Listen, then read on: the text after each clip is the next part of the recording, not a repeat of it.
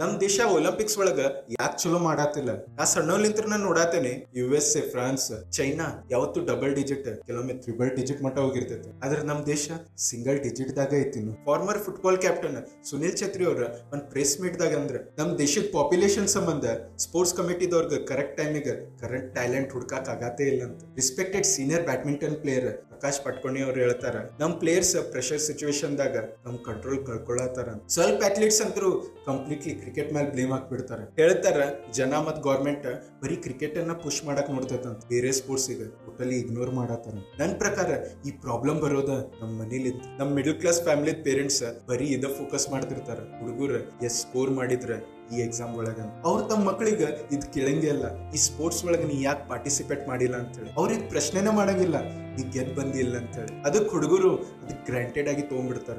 ಅವ್ರು ಇಗ್ನೋರ್ ಮಾಡಾತ್ ಬಿಡ್ತಾರ ಸ್ಪೋರ್ಟ್ಸ್ ಮತ್ ಅದರ್ ಎಕ್ಸ್ಟ್ರಾ ಕರಿಕ್ಯುಲರ್ ಆಕ್ಟಿವಿಟೀಸ್. ಅವ್ರದ್ದು ಬರೀ ಒಂದ ಗುರಿ ಇರ್ತೈತೆ, ಚಲೋ ಮಾರ್ಕ್ಸ್ ತಗದ ಚಲೋ ಇಂಜಿನಿಯರಿಂಗ್ ಕಾಲೇಜ್ ಇಲ್ಲ MBBS ಕಾಲೇಜ್ ಹೋಗೋದು. ಈ ಇಗ್ನೋರೆನ್ಸ್ ಲಿಂತ್ರನ ನಾವು ಟ್ಯಾಲೆಂಟ್ ಮಿಸ್ ಮಾಡ್ಕೊಳತ್ತೇವೆ. ಮತ್ ನಮ್ ದೇಶಕ್ಕೆ ಒಲಿಂಪಿಕ್ ಮೆಡಲ್. ನಿಮ್ ಪ್ರಕಾರ ನಾವು ಯಾಕೆ ಒಲಿಂಪಿಕ್ಸ್ ದಾಗ ಮೆಡಲ್ ಗೆಲ್ಲತ್ತಿಲ್ಲ? ಕಮೆಂಟ್ ಮಾಡ್ರಿ, ಮತ್ ಫಾಲೋ ಮಾಡ್ರಿ ಕ್ಲಾಸಿಕ್.